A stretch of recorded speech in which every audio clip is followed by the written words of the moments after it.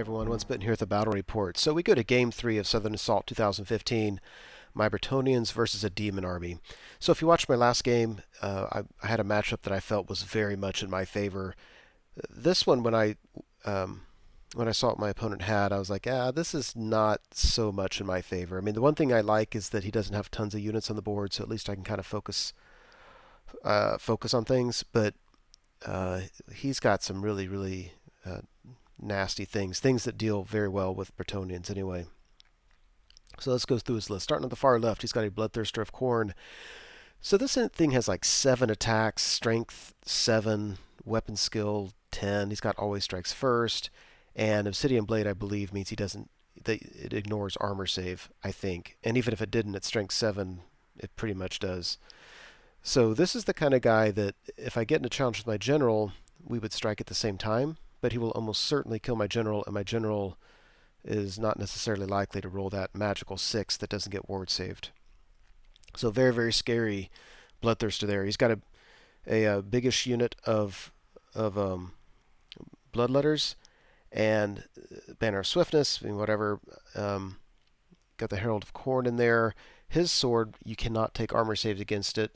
And more importantly, the whole unit, of course, has Killing Blow, which is awful. So if I get a charge in there with Knights, he's got enough bodies that he's going to survive several rounds of combat. I can't hide my characters, and the Killing Blow really scares me.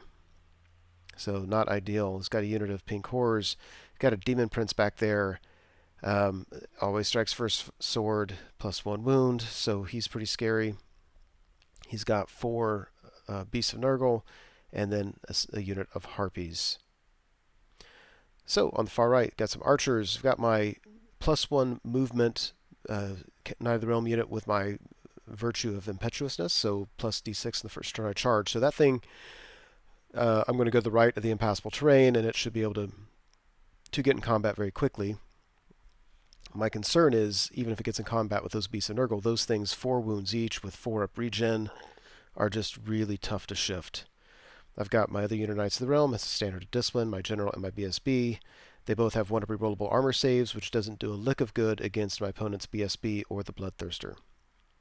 I've got some big unit of 5 Peg Knights up front, Knights Errant behind with my level 4 Lore of Heavens. I've got my Grail Reliquary on the left, and then more archers. Got my 3 Grail Knights, and then my Trebuchet.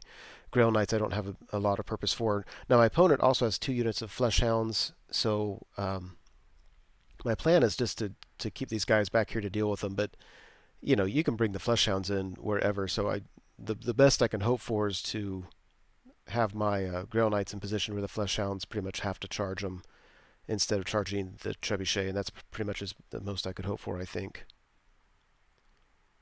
So there's my Vanguard movement, and of course the demons get the option to go first, and my opponent does. He really doesn't move very much. He's afraid of the Trebuchet, and then I think he just likes his position. You know, so he just kind of huddles together where you see him. With his magic, he kills 2 of the 5 Peg Knights, so that was rough. These Peg Knights I'd really like to get in with those Pink Horrors, but that's easier said than done. They're too far away just to charge. I'm probably going to have to swing to the right and then charge in next turn, but already being down to only 3. 3, I'll take 3 Peg Knights into a unit of Pink Horrors. But of course, my opponent's going to get at least another magic phase off before we get into combat. So good Bretonnian turn 1, I swing my Peg Knights to the right. I bring my fast-moving unit as far as it can to the right. I think they're out of line of sight of the Beast of Nurgle. And everybody else I bring up, I guess in my mind, close enough to where they can make charges if I need them, far enough away so I'm not going to get charged. So it looks like that. The Grail Knights turned around, and then of course the Trebuchet blows itself up. So that was rough. I was hoping for a little more love from the Trebuchet. The magic phase, I do get a Comet off, put it right in the middle of his line, so I think that's good because I don't think he's going to move. I don't think he can move enough to get away from it. Of course, the Demon Prince will move, but if it can whittle down the Bloodletter unit, and if it could do some wounds to those Beasts of Nurgle, that'd be fantastic. So Demon's turn 2. Takes Demon Prince, flies him all the way to the right, get away from the comet and out of my line of sight. And at this point, I'm thinking, you know, I've played this game enough. I should be better than this. But my unit on the right it would have been really easy to figure out how can I position them so that he couldn't fly 20 inches and get out of their line of sight. And I just don't. I move him up and he can easily get out of their line of sight. It's very, very frustrating to keep making that mistake over and over again. Moves up his harpies to redirect my knights. I think that's a good move. Matter of fact, if I were him, I probably would have taken the bloodletter unit and pushed him forward as far as he could and just really got in my face. The most I could have done at that point is move the Grail Reliquary up to block them, but it would have forced the issue, I think. Both units of Fleshhounds came on the board, so on the left they came up behind my Grail Knights. So I'm going to reform, and he'll charge me, and hopefully we'll do better against them than we did against a unit of 2 Saber Tusks just a few games ago. And here on the right, it brings it behind my bowman here. So this unit, I really don't care. He can have the bowman. If my bowman can slow them down at all, that'd be fantastic. Otherwise, as long as these guys aren't messing with my knights, I'll be happy. Let's see, during the magic phase, he gets off some more wounds, my peg knights. I'm down to 2. So now, I'll still take him into those pink horrors, but yeah, they've soaked up a lot of wounds for me. We go to Bretonnia turn 2, so I fly the peg knights over the head of the beast of Nurgle into the pink horrors. I charge the swiftness unit into the beast of Nurgle. I have a lot of combat res, but he has 16 wounds in that unit, and it's just I'm skeptical that I'm going to be able to shift them anytime soon. In the middle, I did not take the bait with my knights because I really don't want his bloodthirster charging into me. So I took the Grail Reliquary and charged the flank of the harpies. I think, for the most part, I'm not sure what my plan is exactly, but I like to think that we're just kind of blocking everything up in there. So, yeah, this is on the left. Oh, this is during the Reign of Chaos table. Does a little bit of harm to himself over here. Yeah, close-ups, and then the magic phase. The comet comes down, and of course, I knew that I parked my peg knights within range of the comet if it were to roll decently, but I didn't want to hold back because the comet may not have gone off, and these guys would have probably been dead after another magic phase. Well, the comet does next to nothing against the pink horrors. It kills my peg knights. It does a few wounds off the bloodletters, and it does absolutely nothing against the bloodthirster. I was really, really, really, really hoping the way the bloodthirster was, it hit him, and I was hoping it could just do a wound or two. Could really, I don't know if it helps me kill that guy as much as it might help just psychologically my opponent to be more wary about him. During the magic phase, I get -1 to hit, -1 leadership off on the Beast of Nurgle. I've got harmonic convergence off of my knights. I'm hopeful to do a lot there. And I don't. I do nothing. That is so frustrating. I've got combat. I've got to charge 3 ranks in a banner. I should have done a ton of hits. I just couldn't get past his toughness and his ward save. Oh, it was so frustrating. He didn't do any wounds to me, but I won combat by several, and then he rolled well, and that's it. Oh my gosh, that's so frustrating. Grail Reliquary comes in here to the harpies. It kills all but one, or to the furies. I've been calling them harpies. Think furies. Not the end of the world. I was hoping I'd pop him so I could reform, have some options. Now, if he wants to take the bloodthirster into that unit, he can. And honest, if he does, I'll probably hold him up for a couple turns. Wouldn't be the end of the world. But as long as I can pop the last guy on my opponent's turn, so that I can reform on my next turn, do something, I'll be happy enough with that. So we go to Demons turn 3. Yeah, things are getting scary. This is a touch and go game. I'm having a lot of fun. I think my opponent's having fun. Neither one of us are sure how this thing's going to end. So if you look at the top, his Demon Prince charged into the flank that Knight unit. The only thing I have going for me here is I have harmonic convergence up and a -1 to hit on the Beast of Nurgle. I am very resilient. The Demon Prince is nothing to scoff at. He's re-rolling to hit. But I've got a decent armor save. I've got my ward save. I just need to shrug those off and hopefully rely just on static combat res. I've got 3 ranks in a banner. He's got a charge and a flank. So I'm up by 2. So hopefully we can stick around. If nothing else, I'll be steadfast. Now, his Bloodthirster tries to charge my Knight Errant unit, and that would have been very frustrating because I mean I just would have sacrificed my champion to him, but after that I've just got no tools to deal with that guy. I don't know what to do about him. Um, so I'm just glad he failed, and now that's awesome because if my Grail Reliquary can just finish off that last Fury, I can reform facing the Bloodthirster. I won't be that far away from him. Can charge him and hold him up for a few rounds of combat, hopefully with that unit. And over here is Fleshhounds charge my Grail Knights. They've taken 1 wound from the Reign of Chaos table. And I don't think the Grail Knights can stand up to this, to be honest. I had reformed. He charges in with his Fleshhounds, and these peasants don't stand a chance against him. During the magic phase, he gets off something, and I want to say it was with Lore of Tzeentch from the Demon Prince, and I'm blanking now. Is it Infernal Gateway? Whatever it was, he did a few wounds to this unit and lost 3 wizard levels in the process.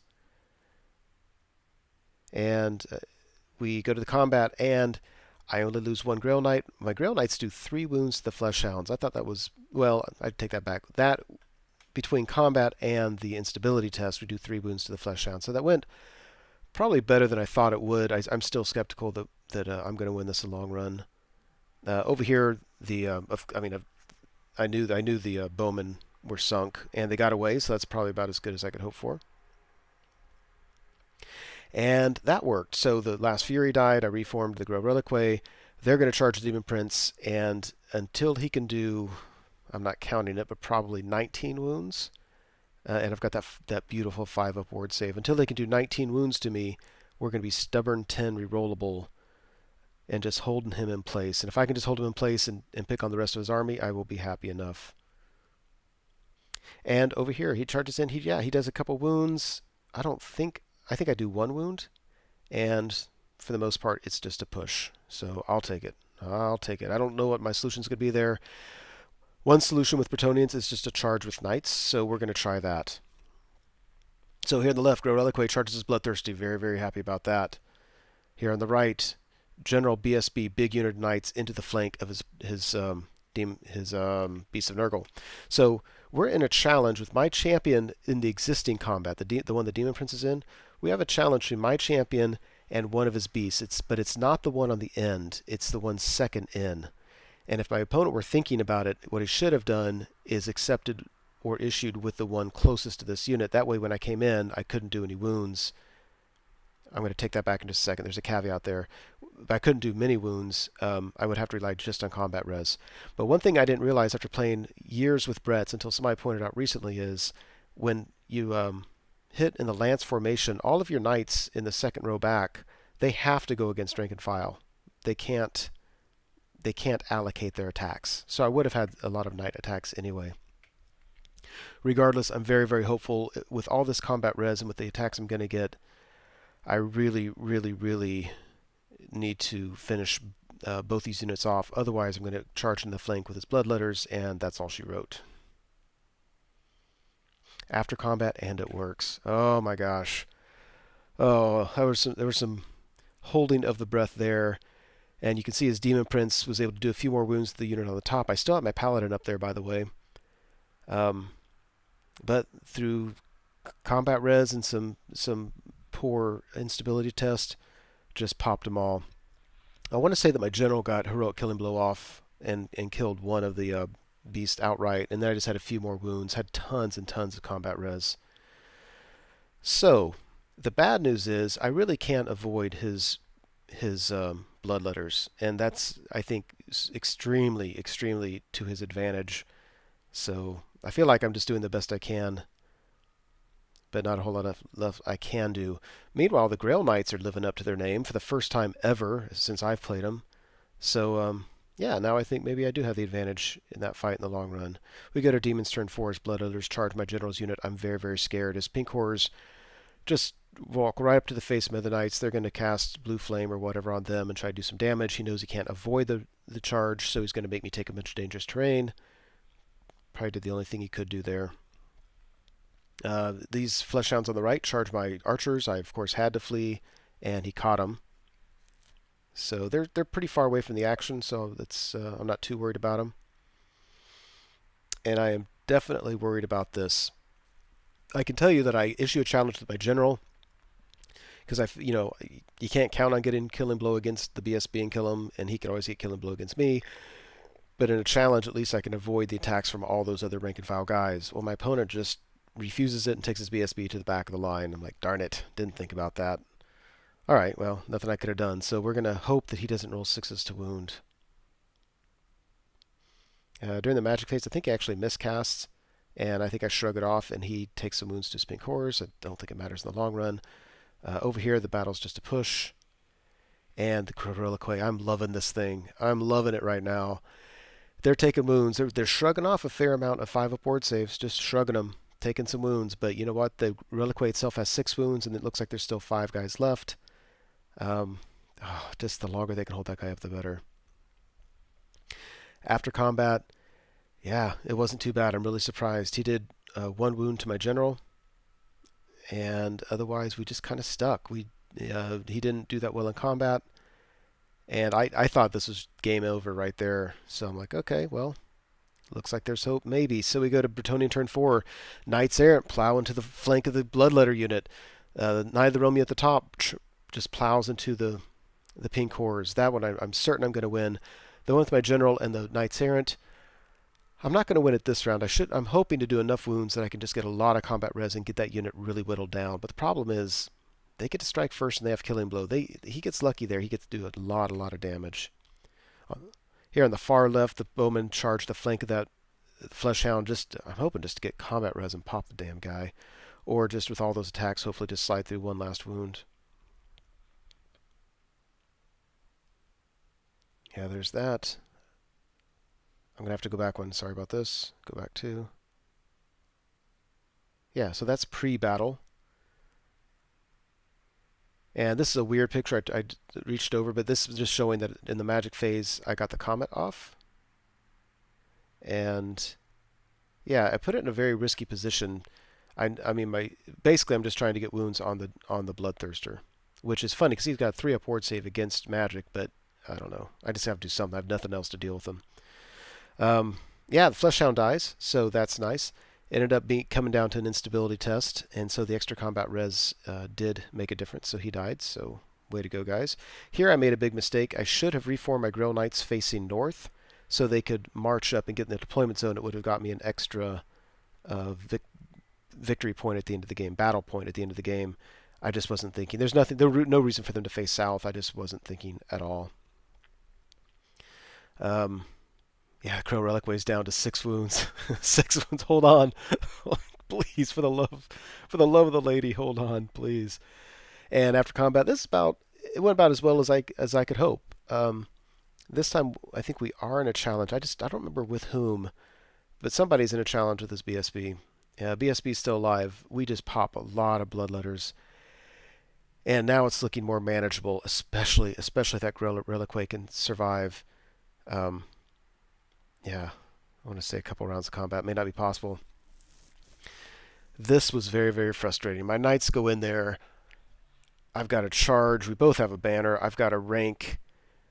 I do 5 wounds to him, 5 or 6. I just plow into him. He is on Snake Eyes, and he rolls Snake Eyes, and all the wounds come back. Can I just tell you that I hate that rule? I am so glad to start playing 9th Age or just anything else and not have to deal with that rule anymore. I despise that rule. That was very frustrating, by the way. So we go to Demons turn 5, and now one bad thing that happened, these Fleshhounds that ran down my archers, they needed an 11, and they rolled an 11 and charged into the flank in the rear of this unit. So I'm likely not going to be steadfast. I'm going to be down on combat res, and this is a whole unit of Knights of the Realm and my Paladin. There's a lot of points right there, and they shouldn't be there. I should have wiped out the Pink Horror unit and moved ahead, and the comet comes down and blows the Grail Reliquary out of the water. Does no wounds to the Demon Prince, and doesn't touch anything else. I just killed my own guys, and I'm keeping track of it. I killed my own Trebuchet. I killed my own Peg Knights. I killed my own Grail Reliquary. Like, my opponent's not killing anything. I'm killing everything. I don't think the Grow Reliquary would have survived anyway, and if it died on Demon turn 5 or Bretonnian turn 5, it makes no difference. So I wasn't really that worried about it.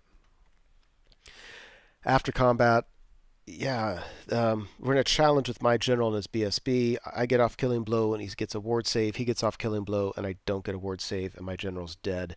He is down to just his BSB. Everybody else in the unit's dead, but the instability test is just fine, and we sit there. So now, I felt like the game, as long as the game was hinging on if I could just keep his Bloodthirster out of combat, and otherwise I felt like I was mopping things up, and now things are starting to swing because he just killed my general. He just got points for the Knight of the Realm unit and the Paladin. I'm not getting points for the Pink Horror unit. Darn it. Darn it. Bretonnian turn 5, there's not a whole lot to do. We're just kind of stuck right there. Yeah, at this point I turn my Grille Knights around. They're racing. They end up marching as fast as they can at the end of the game. They're like half an inch out of the deployment zone. Somewhere along the way, the Bloodthirster took a wound or two. Don't remember how. Yeah, meanwhile over here, I think we get in a challenge with his BSB and my champion in the top unit, and he kills the champion. And then the Bloodthirster comes in. So this is scary. I issue a challenge with my one. I only have a BSB and a champion. I don't want these guys in a challenge anywhere, but I kind of need to save the Knights Errant because I think the Bloodthirster can chew through them too quickly, and it's, there's still 2 rounds of combat left. So I issue a challenge with my champion in the Knight Errant unit, and he accepts with his BSB. So my BSB and the rest of that unit is safe, but the problem is the Bloodthirster's free to smack around this unit. Reign of Chaos table gets his Flesh Hounds down to 1 wound. Too little, too late. And the BSB for the 3rd combat round in a row gets Killing Blow. He killed my champion in the top unit, my general in the top unit, my champion in the bottom unit. 3 turns in a row, he's rolling 6, 6, and 6. And look what the Bloodthirster did to the unit of Knights Errant. So at this point, I realize he can allocate attacks at the unit and throw attacks at her. She's likely dead. So we go to Bretonnian turn 6. I issue a challenge with her because that's either going to save. I think she's dead anyway, so it's either going to save me the Knight Errant unit, or I'll get in a challenge with his BSB, and I don't, unless he gets Killing Blow on her. She has 3 wounds. I don't think he's going to do all 3 wounds. And for the 4th combat turn in a row, he gets Killing Blow and kills the Prophetess. Meanwhile, the Bloodthirster actually fluffs a little bit, and/or I make saves, but I'm actually down. I still have 1 guy left in the unit. In this tournament, in this whole region, we always count. He's going to get half points for the unit of Knights Errant, but I save half points by keeping the 1 guy alive. And we go there at the end of the game. So it really turned ugly for me there at the end. Losing my general really hurt. Losing the top unit with the Paladin was very demoralizing when the damn Pink Horror unit should have been obliterated. And then not only did they get all their models back, but then the Flesh Hounds made that charge, and just everything went to pot up there. It ended up being, I think, a 12-10 loss. And so it's not. I was hoping to actually. I was thinking throughout the game, toward mid part of the game, I thought I was going to get a win. But as losses go, I'll take 10 out of a possible 25. It drops me a few tables. I'm on table 1. It's going to drop me to table, I think, 4. Maybe 5, something like that. But I'm still within striking distance of the top, as long as people ahead of me don't absolutely pull away, so I can't complain too much. Anyway, that's it. Hope you enjoyed it. Once Bitten here. Thank you so much for watching the video. I truly hope you enjoyed it. As you know, YouTube has a variety of functions you can use to interact with videos such as this. You can like or comment on the video, you can favorite it, you can share it, and of course you can subscribe to the channel. And I encourage you to do any or all of those things as a way of interacting between viewer and producer. As always, I appreciate your patronage on the channel and wish you all the best.